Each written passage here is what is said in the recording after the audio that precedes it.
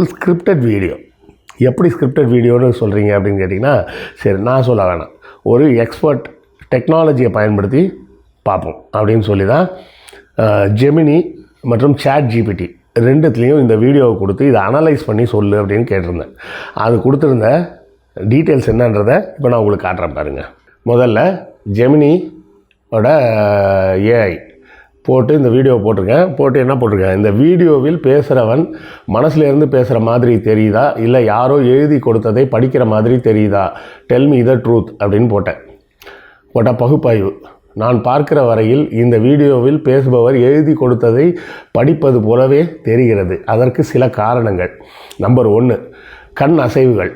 அவரது கண்கள் பெரும்பாலும் கேமராவையோ பார்க்காமல் கீழேயோ அல்லது ஓரத்திலேயோ அடிக்கடி விலகிச் செல்கின்றன. இது அவர் ஒரு டெலிபிராம்டரையோ அல்லது கீழே இருக்கும் குறிப்புகளையோ படித்து பேசுவது போல் உள்ளது. பேச்சு வேகம் மற்றும் ஏற்ற இறக்கம். பேச்சு ஒரு சீரான வேகத்தில் உள்ளது மற்றும் உணர்ச்சி வசப்பட்ட அல்லது இயல்பான